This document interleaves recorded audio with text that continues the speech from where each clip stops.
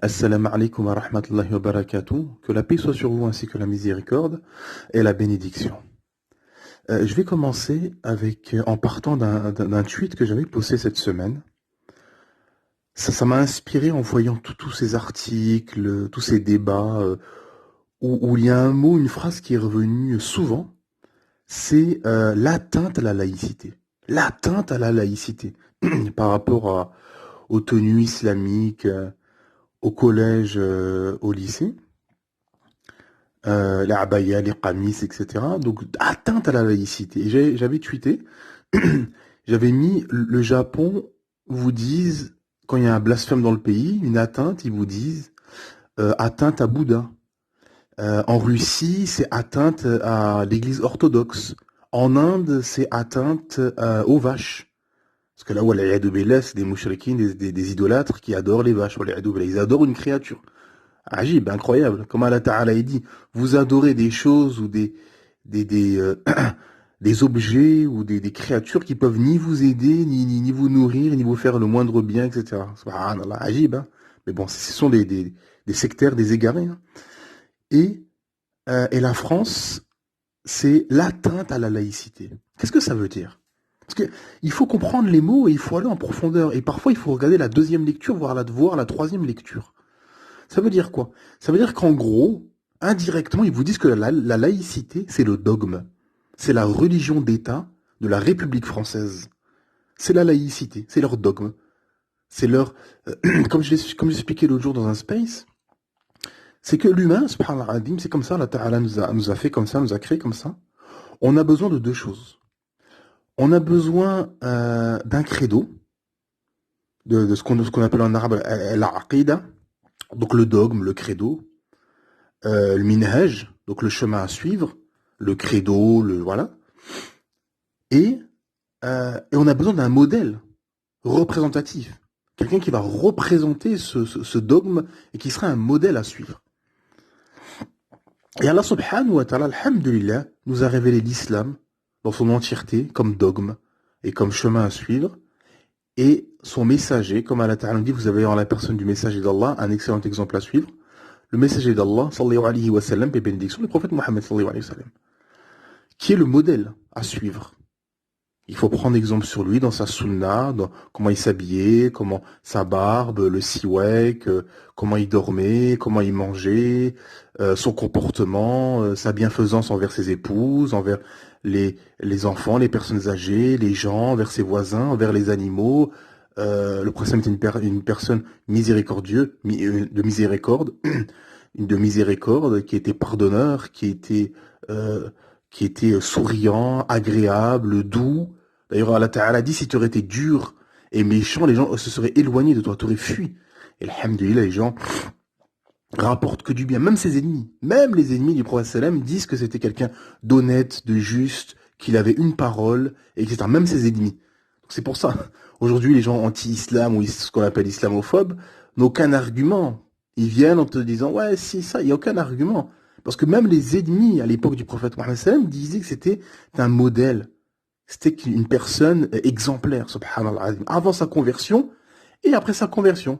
Enfin, pardon, avant avant qu'il soit prophète et une fois qu'il a été prophète. Mais par contre, quand il a été prophète, quand il a eu la révélation, à ce moment-là, à l'âge de 40 ans, à ce moment-là, ils se sont retournés contre lui et ils l'ont traité de fou, de sorcier, de blabla, blablabla, sans argument, parce que ça dérangeait l'intérêt des Qurayshites à la Mecque, ça dérangeait leurs intérêts, leur business, leurs idoles, etc., etc. Comme aujourd'hui. Comme aujourd'hui. Beaucoup de dirigeants de systèmes combattent l'islam et les musulmans parce que ça ne les arrange pas. Ça ne les arrange pas, ça dérange leur petite magouille, leur système pervers mensonger qu'ils veulent imposer à leur population, etc. Et donc, alhamdulillah, Allah Ta'ala nous a donné l'islam et le messager d'Allah sallallahu alayhi wa sallam comme chemin à suivre, comme dogme et comme exemple à suivre. Et l'humain, il a besoin de ça, il est dans cette recherche.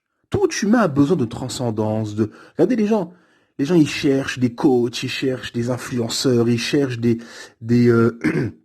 des idoles, ils cherchent des personnes avec qui, déjà tout jeune, à 14, 15, 16 ans, les gamins, ils cherchent quelqu'un, un modèle, un chanteur, un acteur, un footballeur, un modèle, une idole, euh, une vie, hein, une vie spirituelle. Les gens se tournent vers le bouddhisme, vers le coaching sportif, vers l'acupuncture, vers toutes sortes de choses, des plus farfelues, parce que l'humain, il est comme ça. L'humain, il n'est pas fait pour vivre une vie d'athée, froide, métro, boulot, dodo, et c'est tout, il n'y a rien. Le gars, il commande Amazon, il regarde Netflix, il va en vacances, et c'est fini. Non, l'humain, il a besoin de ça, de transcendance, d'adoration.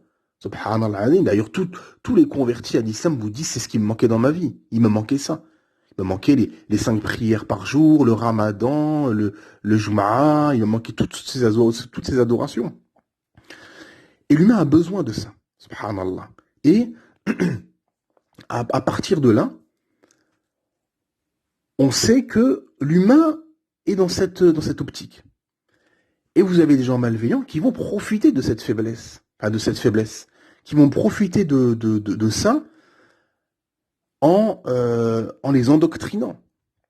Parce que comme l'humain a ce besoin, ah ben, les gens vont essayer de trouver via le mensonge, via des intérêts divers et variés, de les endoctriner vers un modèle, vers un dogme, vers une philosophie, vers une pensée, etc., etc.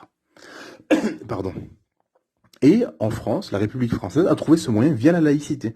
C'est pour ça, ce que je dis souvent sur Twitter, c'est que la laïcité a été premièrement un moyen d'assouvissement des passions et surtout de se soustraire à la morale religieuse. Parce qu'à l'époque-là, quand vous voyez les écrits, quand vous voyez historiquement ce qui s'est passé pendant ces périodes-là, notamment en France, c'est on va dire, les 100 ans avant que la loi de la laïcité passe, tous ces mouvements de philosophes, etc., de penseurs, etc., qui ont voulu finalement enlever l'Église au milieu du village, finalement, sans jeu de mots, pour mettre au milieu du village les casinos, les bordels et tout ça à la place. Ah ben, en fait, on avait marre. C'est un peu aujourd'hui, je fais souvent un parallèle, vous avez beaucoup de musulmans qui sont là, qui disent oh, tout est haram, tout est haram. Mais non, c'est pas que tout est haram, c'est qu'on est dans une société où tout est halal. Donc tu pars de zéro. Donc forcément, tu pars de zéro. Donc forcément, tu es dans une société de koufr, d'où la mécréance est généralisée, les passions sont généralisées. Bah oui, tu vas trouver plein d'erreurs. Si tu as un peu de science et un peu de savoir islamique, tu vas trouver plein d'erreurs, plein de choses contradictoires, interdites, etc. autour de toi dans la société. C'est tout à fait logique et rationnel. Et à l'époque-là, voilà, vous avez beaucoup de gens qui en avaient marre de la morale religieuse, finalement. De la morale religieuse, en disant non, on en a marre, etc., l'Église, etc. Nous, on veut les passions, les plaisirs et les désirs. Et la laïcité a été un moyen magistral pour assouvir ses besoins, assouvir et arriver à ce but. Et c'est ce qui s'est passé en France. Après, le deuxième coup de couteau a été, bien sûr, mai 68, avec toutes les revendications, pardon. Hein, donc ni Dieu, ni maître, ni mari, plus de hiérarchie, chacun fait ce qu'il veut, interdit d'interdire, voilà.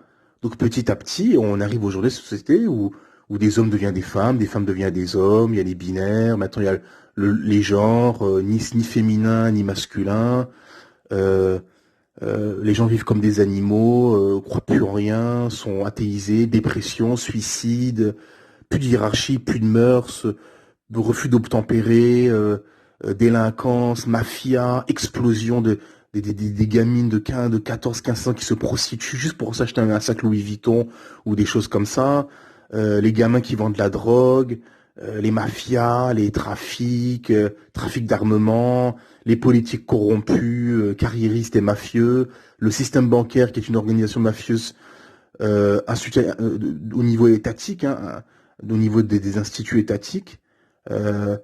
Et vous avez finalement tout ce bordel dans lequel est l'Europe. Donc il y a un petit vernis où on fait croire que, mais quand on va dans le fond, en Europe, c'est corrompu, c'est des conflits d'intérêts, les gens sont en dépression, sont malheureux. Regardez autour de vous, il n'y a pas besoin de débattre 3 heures dessus. Là. Vous regardez autour de vous, les gens sont malheureux, croient plus en rien, sont désespérés, surtout en plus ce qu'ils rajoutent maintenant avec les écolos. les écolos, qui a un dogme aussi, hein, l'écologie, la Terre va fondre dans 10 ans, c'est fini. Voilà, ils font peur aux gens, alors qu'en islam, c'est interdit de faire peur aux gens. Si tu parles de l'avenir, c'est seulement avec science. Les hadiths du prophète sallam qui nous a parlé des signes de la fin des temps. Qu'est-ce qui va se passer quand les bédouins vont s'amuser à faire de tours de plus en plus hautes, quand se concurrencer, pardon, de se concurrencer à faire des tours de plus en plus hautes, que il n'y aura plus en gros de noblesse, que les gens ne feront plus d'enfants et auront à la place des animaux de compagnie, l'alcool coulera à flot, l'homosexualité, le lesbianisme se répandront, etc., etc. Plein de signes qu'on voit justement qu'il y a 20 ou 30 ans, on n'aurait pas pu savoir. Donc, il y a 14 siècles, c'est miraculeux. Ça peut être que la parole d'un prophète, d'un messager, qui ne parlait pas sous l'effet de la passion, mais qui parlait avec wahin yuha, avec révélation inspirée. Et, et donc, voilà, donc les écolos, ils veulent faire peur aux gens. Oui, ça, et donc vous avez beaucoup, et ça, renseignez-vous, hein, regardez, vous avez beaucoup de jeunes qui sont en dépression, qui veulent se suicider, et beaucoup parlent de ça. Ils disent, ben, quand on entend les écolos, ils nous font peur, il y a ci, il y a ça, là, là, là, là, là, là. Ben, on se dit, ben, c'est dans quel monde on va vivre, à quoi bon vivre, etc. Donc, ils les athéisent, ils leur font croire qu'ils sont des singes issus d'une évolution hasardeuse, et en plus, ils leur disent que l'avenir est sombre parce que l'écologie, etc. Parce que donc c'est trop tard maintenant, on a trop pollué la terre, etc. Donc de toute façon, Allah subhanahu wa ta'ala nous a pas demandé de sauver la terre. Allah ta'ala nous a demandé de respecter la terre, mais Allah ta'ala nous a demandé surtout de sauver notre âme. C'est chacun doit sauver son âme. Allah ta'ala dit, traduction dans le sens, ce verset magistral de la sourate 66, verset 6, où Allah ta'ala dit, préservez-vous d'un feu, donc l'enfer, dont dont le combustible de ce feu sera les gens et les pierres. Préservez-vous et vos familles de ça. Donc c'est ça qu'Allah Ta'ala t'a demandé, c'est de te protéger ton âme, toi, et celle de ta famille. Ton épouse, de tes enfants, de ta famille. Et pas sauver la planète, de respecter la planète, bien évidemment. Le respect de l'écologie, etc. Ça, en islam, il y a bien évidemment. Mais t'as pas demandé d'aller sauver, d'en faire un dogme, voilà, comme le font les écolos. Et donc, ça ramène l'anxiété, la dépression, du stress, encore plus de stress à ces pauvres gens à ces pauvres populations occidentales qui sont déjà athéisées. Et on leur vend comme modèle le consumérisme, le libéralisme, la course à la richesse, à l'orgueil, au sexe et à l'individualisme. Voilà, yadou billah, le moi-je, l'individu roi. Donc, à ce moment-là, vous avez une société justement dans lesquelles nous sommes, en Occident. Et vous avez aussi là, pareil, c'est paru dernièrement, voilà, une enquête qui disait que, je sais plus de mémoire, 35% des femmes françaises ne veulent pas faire d'enfants. Et les raisons évoquées, c'est aussi ça, l'écologie, etc. On voit le monde incertain dans lequel nous sommes, ce qui se passe, le pouvoir d'achat, et l'écologie. Donc ils font peur aux gens. Mais finalement, c'est la suite logique. Comment vous voulez que vous avez athéisé vos populations? Comment une athée, une femme française athée de 20 à 25 ans, va vouloir faire des enfants? Quel est son intérêt? Elle, son intérêt, c'est d'adorer ses passions, c'est Amazon, Netflix, aller en vacances, cinéma, s'amuser à gauche à droite, aller picoler, boîte de nuit, voilà, c'est le système dans lequel ils sont. Et la plupart des jeunes occidentaux et français, c'est ça, leur quotidien. C'est fumer, boire, assouvir leur passion, la course à la richesse, à l'orgueil, au sexe et à l'individualisme, c'est tout. Donc c'est tout à fait normal qu'ils ne veulent plus faire d'enfants. Donc à partir de là, c'est une suite logique. C'est une suite logique. Parce que à l'époque et dans toute l'histoire de l'humanité, finalement, les femmes étaient formées pour être, à leur plus jeune âge, des épouses, des mères de famille, des mamans, et de se marier le plus tôt possible et de faire beaucoup d'enfants. C'était ça. Aujourd'hui, maintenant, les femmes, surtout en Occident, sont dans un conformisme et endoctrinées pour être des débiles, consommatrices, athées, finalement. Sans une recherche de procréer et de procréation. Donc, enfin, de procréation, de tomber enceinte. Donc, c'est ça qu'il faut comprendre et qu'il faut analyser. Donc, on est là. dans ce système, et en fait, on pousse à un système, et après, on s'étonne des conséquences. Mais on se dit, mais on est chez les fous, quoi. Subhanallah azim. Et par rapport à la laïcité, donc c'est un moyen d'assouvissement de passion, de plaisir. Et donc, comme je disais au début, par rapport aux tenues islamiques, parce que cette loi qui a été faite en 2004 a été une loi anti-islamique, anti-islam, pour empêcher nos sœurs de mettre le hijab au collège, au lycée. C'est uniquement ça. C'est ça. Ils ont dit les signes ostentatoires, religieux, blabla. Non, non, c'est le hijab qui est visé.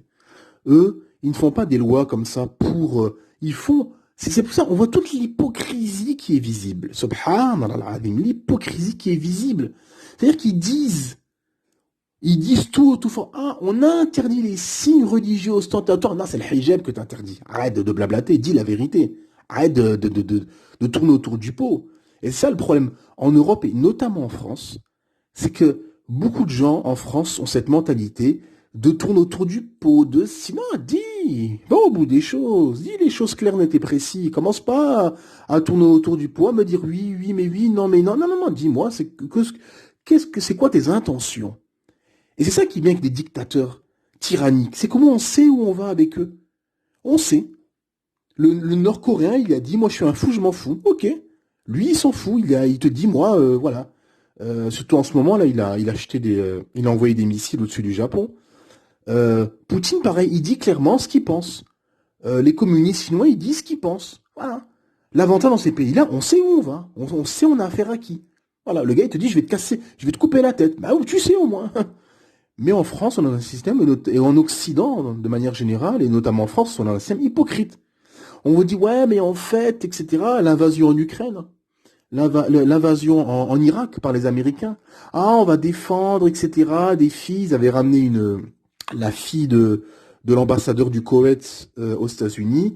Elle est venue pleurer devant la télé, devant la télé américaine pour faire pleurer dans les chaumières, se faisant passer pour une Irakienne qui s'était fait violer en Irak, pour que l'opinion penche du côté d'aller faire la guerre en Irak, pour faire pencher l'opinion. D'ailleurs, Chirac, à l'époque, qui était président de la France, avait refusé. Ce qui avait coûté le boycott de Chirac et de la France pendant quelques années des États-Unis. Parce que c'est comme ça, les États-Unis. C'est-à-dire qu'en fait, si tu marches pas avec eux, bah, ils te boycottent, c'est comme le blocus en Iran.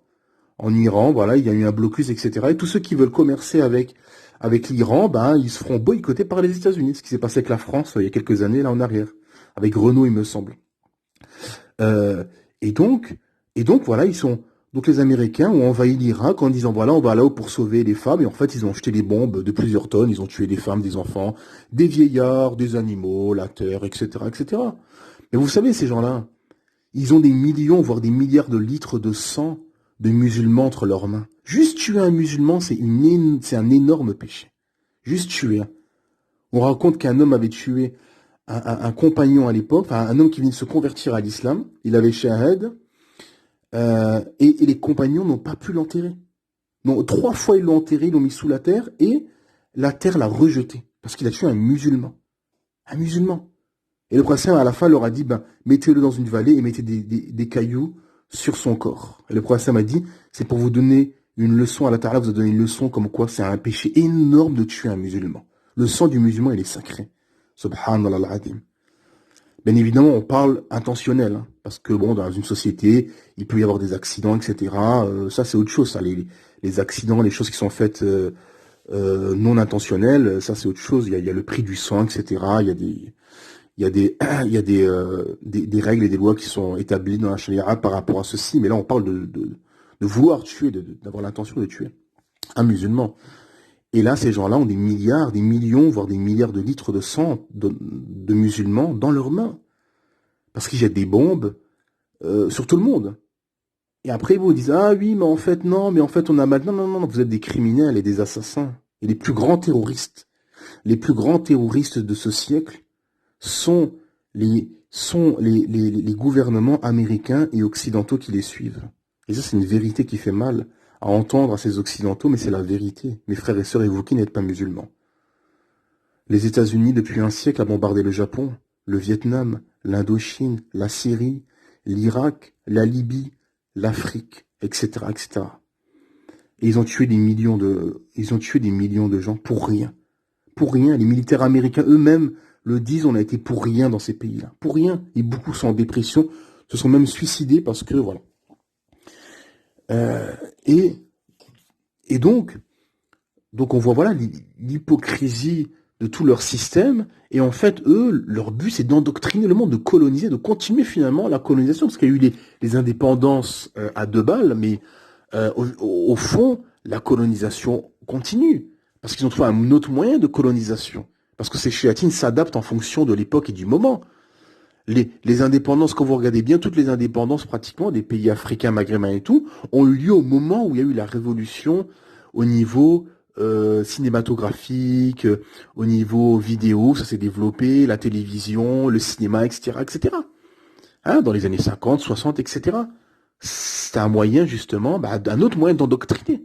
Donc sans se déplacer, sans forcément envoyer son armée, etc., on peut endoctriner le monde avec des séries, Hollywood, avec le cinéma, avec la télévision, etc., etc. Et la laïcité est juste un moyen d'assouvissement des plaisirs, de se soustraire à la morale religieuse. Et donc, comme je disais, par rapport au collège-lycée, ils ont fait cette loi d'interdiction des signes religieux, c'est pour le hijab, pour empêcher nos sœurs de mettre le hijab.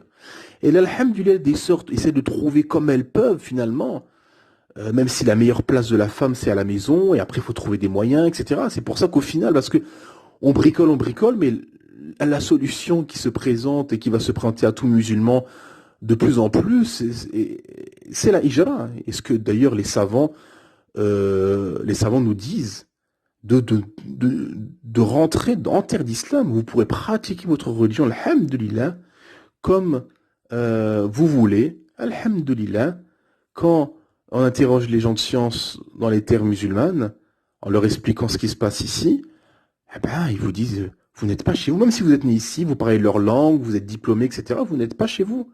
Vous êtes dans des terres de mécréance, et en plus, notamment dans le contexte français, anti-islam, qui combat l'islam. Donc, dépêchez-vous, préparez-vous la hijra d'aller en terre d'islam. Alhamdulillah, chacun en fonction de ses moyens, de son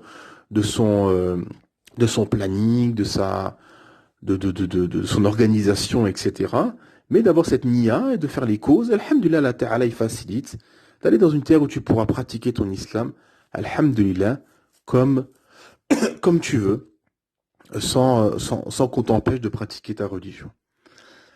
Et là, ce système qui t'empêche de pratiquer justement ta religion, des sœurs mettent des abayas ou des robes longues, pardon, pour pas qu'on voit leur forme, etc. Ils essayent de...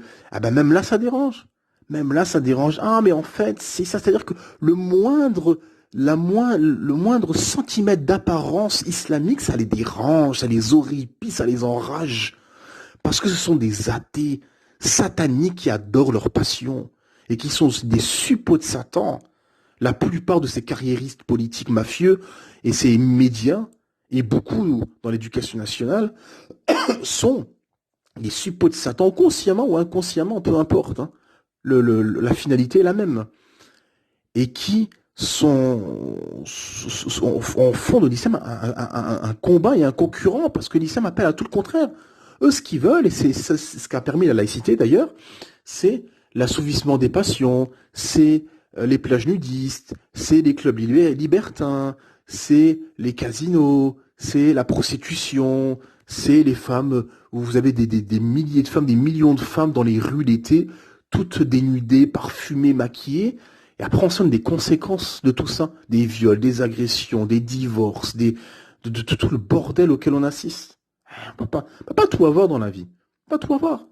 C'est ça, Allah Ta'ala nous a donné, nous a mis dans ce bas monde où il y a des passions, il y a des tentations, etc. Mais il nous a mis des règles à côté. On peut pas tout avoir. On peut pas tout avoir. C'est comme ça. C'est comme ça. T'es une femme belle, jeune, etc. Alhamdulillah, Allah Ta'ala t'a donné cette beauté, cette belle chevelure et tout. Mais Allah Ta'ala t'a ordonné de te couvrir, de te voiler, et pour te protéger. Pour te protéger. Ce beau corps que tu as, ces beaux cheveux, etc., tu peux le montrer, alhamdulillah, à ton époux. À ton époux, et lui, seul en profitera. Et, mais dehors, non, et c'est pour te protéger. C'est pour ça qu'Allah subhanahu wa ta'ala, dans ses versets, quand il donne un ordre, il donne tout de suite la solution derrière. Pour le faire, la raison. Allah ta'ala, quand il parle des versets, il dit, quand il parle de rester à la maison, Allah Ta'ala, il dit, restez dans vos demeures et n'ayez pas un discours trop complaisant pour que celui dont le cœur est malade ne vous convoite pas. C'est-à-dire qu'en gros, le fait de rester à la maison, de pas s'exposer, de pas, comment dire, avoir un discours trop complaisant, une voix mielleuse, etc., ah ben, va attirer justement, comment dire, va être une source d'attirance pour les hommes. Donc non. Donc, et à la Ta'ala, c'est pour te protéger. Donc c'est un moyen justement pour éviter tout trouble, etc. Et donc, et eux, leur système, voilà, c'est que chacun fait ce qu'il veut, tout le monde dénudé, on est tous égaux. Non, on n'est pas tous égaux, c'est n'importe quoi, ça n'existe pas ça l'égalité. On est tous égaux, non, non, on est différents, physiquement, mentalement, biologiquement, tout ce que tu veux. Les femmes et les hommes sont complètement différents à tous les niveaux, biologiquement, émotionnellement, mentalement, etc. La femme, elle est constituée biologiquement, émotionnellement, physiquement et mentalement pour être à la maison. Ceci est factuel. Il y a congé maternité quand elle tombe enceinte, quand elle est enceinte. Congé accouchement, quand elle a accouché. Congé maintenant, et ça va arriver en France, c'est arrivé déjà en Espagne, congé pour les menstrues, pour les règles. Congé, voilà. Donc en gros, congé pour ci, congé pour ça. Mais en gros, vous vous dites indirectement que la place de la femme, c'est à la maison. Vous lui donnez des congés pour à chaque fois, pour toute chose. L'homme, il n'y a aucun congé par rapport à ça. Si, il y a le congé paternité, mais c'est pas urgent. L'homme, il a pas, comment dire, il a pas eu un ventre, un bébé dans le ventre pendant 9 mois, il n'a pas accouché, et il n'a pas de menstru, etc. Donc il a pas un besoin de ça. Et donc la femme, voilà, à la maison, elle est forte à la maison parce que c'est son truc. Et l'homme, c'est le contraire. L'homme, c'est l'extérieur qui est fort. Là où il est le plus fort, c'est à l'extérieur. C'est aller au front, aller s'occuper de l'extérieur, aller. Et d'ailleurs, on l'a vu en Ukraine. Ah, on a endoctriné les jeunes filles pendant des années à Hollywood. Ouais, les femmes, c'est une combattante, etc. Elle peut être une chef d'armée, blablabla. Bah, l'Ukraine, la réalité, finalement. Les hommes, les femmes avec les vieillards et les enfants, sur la route de l'Exode pour quitter l'Ukraine. Et qui est resté pour combattre l'armée russe? Les hommes vigoureux entre 20 ans et 50 ou 60 ans. La réalité du terrain. Loin de l'endoctrinement satanique d'Hollywood. Et je vais finir juste avec ça. Avec les deux pays qu'on entend en ce moment. L'Irak et l'Iran et le Qatar. Le Qatar déjà. Parce par rapport à la Coupe du Monde donc la Coupe du Monde de foot qui va se dérouler au Qatar là dans 2 mois. Donc il vous parle du Qatar. En disant oui, pareil les écolos encore une fois, oui, l'écologie, blablabla, bon. Et qui vous parle, oui, les droits de l'homme, etc. Il y a un journaliste allemand qui a dit oui, il faut aller là-haut pour justement, pour défendre nos idées, nos valeurs, nos droits de l'homme, etc. Mais en fait, ça veut dire quoi? Ça veut dire que eux, en fait, ils veulent endoctriner et coloniser le monde. Ils veulent aller là-haut pour dire, voilà, nous, parce que ça veut dire quoi quand ils disent les droits de l'homme? Les droits de l'homme, ça veut dire que comme j'ai tweeté, ça veut dire qu'en fait, un Patrick qui a 50 ans peut devenir Véronique après un passage en clinique. Un enfant de 10 ans, une jeune fille de 10 ans peut devenir un garçon.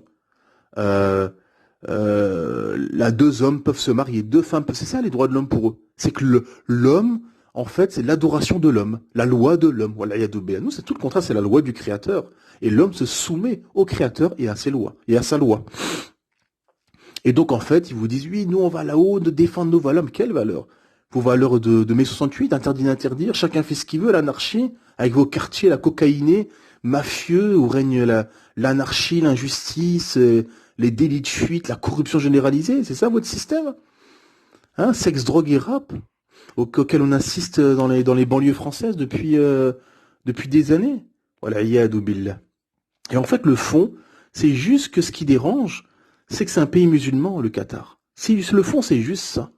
Parce que toutes les compétitions qui s'organisent n'importe où dans le monde, on n'a jamais entendu critiquer sur ce qui se passe dans ces pays, si ça les dérange ou pas. Mais eux, ils partent de leur prisme à eux. C'est-à-dire ce que eux vont dire, c'est pas bien, nous on va vous dire non, c'est tout à fait normal. Ils vous disent non, l'égalité homme-femme, parce que la femme mais le hijab, l'homme non. Non, c'est la loi du Créateur, et c'est logique. C'est logique pour plein de raisons. Toute la femme, tout le corps de la femme est aura, est une nudité, alors que l'homme, non, a sa partie qui est différente, qui est plus courte, et ceci est factuel. Personne ne peut nier ça, que le corps de la femme est différent que le corps de l'homme. Seules des personnes malhonnêtes intellectuellement peuvent nier ceci. Parce que pareil aussi, les droits de l'homiste. Les droits de l'homme, pareil, c'est aussi un dogme, un peu comme les écolos. C'est aussi un dogme. C'est la religion de l'homme, en fait, l'adoration de l'homme, en fait. Hein. C'est l'homme en priorité. L'homme peut assouvir toutes ses passions, ses plaisirs, et la société, et les lois, les juges. La Constitution doit aller dans le sens des désirs et des passions, et des envies, et de l'idéologie du moment, de tous les hommes, finalement. Donc c'est ça leur droit de l'homme à deux balles, en fait. C'est assouvir ses passions, ses plaisirs, c'est voilà, et justement ça va à l'inverse parce que la loi d'Allah subhanahu wa ta'ala, justement, c'est la soumission au créateur et aux lois du créateur Allah subhanahu wa ta'ala, même si ça va à l'encontre de nos passions, de notre nefs, de notre âme qui est incitatrice au mal et de nos désirs. C'est ça la réalité. C'est pour ça que eux, ça les horripile que dans des pays musulmans, l'alcool est interdit, le hijab est obligatoire, les casinos sont interdits, etc., etc. Parce que eux, justement, c'est ça les droits de l'homme. C'est chacun fait ce qu'il veut, va au casino, boit de l'alcool, etc. Même si ça te ramène si ça t'emmène à ta perte, bah tant pis. Et c'est ça leur système en fait. C'est emmener les gens à leur perte, mais tant qu'on leur permet d'assouvir leur passion, leur plaisir. Oui, mais ça les emmène à leur perte. Eux, ils sont contents de vivre beaucoup sont contents de vivre dans des pays où tout est halal, tout est autorisé, interdit d'interdire. Mais le problème, c'est que ça va à l'encontre de eux et ça les bousille. Et ils le savent très bien. Quand vous dites à des alcooliques, à des fumeurs, à des accros à la cigarette, ou des accros aux jeux d'argent, au casino, etc., que ce n'est pas bon, bah, ils disent oui. Ils valident, ils disent bien évidemment, ce n'est pas bon, je sais, etc., etc. Donc si l'État interdit tout ceci, bah, tu t'empêches cet alcoolique de se morfondre dans son alcool, de ce fumeur à fumer 3 paquets par jour, et de cet accro au jeu d'argent d'aller jouer au casino toute la journée. Tu leur empêches justement. C'est pour ça qu'un gouvernant musulman doit empêcher tout mal et tout mot MAUX dans sa société, tout ce qui est mal et tout ce qui peut amener au mal. Notamment, par exemple, empêcher la mixité justement dans les universités, dans les entreprises, etc. Ce qui peut emmener justement à la tromperie, à l'adultère et au divorce, hein, donc à l'éclatement des familles et finalement celle de la société. Et ensuite l'Iran, bah oui, l'Iran c'est toujours pareil, hein. On te sort une histoire avec plein de mensonges, des versions, les policiers auraient tué cette Iranienne, d'autres versions, elle est tombée dans les pommes, personne ne l'a touchée. Enfin, Allah wa alam, ya seul Allah subhanahu wa ta'ala qui sait ce qui s'est passé et les gens qui ont assisté à ça. Et, et on nous sort ça et en fait derrière c'est une revendication, c'est juste en fait une occasion pour manifester et pour combattre le hijab en fait. Le fond c'est ça. Ils vous regardez les Iraniennes qui combattent, oui mais c'est des athées, c'est en Iran, enfin, n'importe où dans le monde. N'importe où dans le monde, il n'y a pas que des gens qui sont d'accord avec, enfin qui sont dans les pays musulmans en tout cas, il n'y a pas tout le monde qui est d'accord ou qui est musulman. Il y a des gens qui sont contre, qui sont anti-islam, qui sont athées, qui sont d'obscures chéatines, d'obscurs satanistes. Ça, il n'y a pas de, c'est pas un scoop quoi. Et donc ils montent ça en épingle, etc. Ils font leur jeu, hein, ces sorciers médias, hein, ils font leur jeu de sorciers justement, c'est de la sorcellerie quoi. Ils te montrent ça, ils te zooment ça, regardez ce qui se passe, etc. et tout. Par contre, toutes les femmes voilées qui sont fait assassiner par l'armée américaine, l'armée israélienne, l'armée française dans les pays musulmans, ça, rien, silence radio. Hein. Mais ça, c'est toute l'hypocrisie de leur système. Hein. Toute l'hypocrisie. Hein. Eux, ils en ont rien à faire des femmes iraniennes. D'ailleurs, la preuve, il y a un blocus depuis des années en Iran par les États-Unis. Donc, ils en ont rien à faire des Iraniens, des Iraniennes. Eux, c'est juste un moyen. Ils utilisent ces pitres, d'ailleurs, que beaucoup sont des guignols, qui sont utilisés justement par le système occidental pour justement combattre un ordre divin qui est le hijab, qui est le port du hijab, et ça leur fait très mal. Et on voit toutes les débiles, les soldats de Satan qui se coupent les mèches pour dire les revendications, etc. Ah oui, mais les femmes mexicaines qui sont utilisés comme des bouts de chair par les mafias et même par les policiers eux-mêmes mexicains au Mexique, les femmes indiennes qui sont brûlées à l'acide, les femmes musulmanes qu'on empêche justement, qui mettent le hijab et qui sont persécutées en Inde, les femmes ukrainiennes qui sont utilisées comme des prostituées par les mafias qui profitent justement des moments de troubles et de guerre comme ça, etc. La silence radio.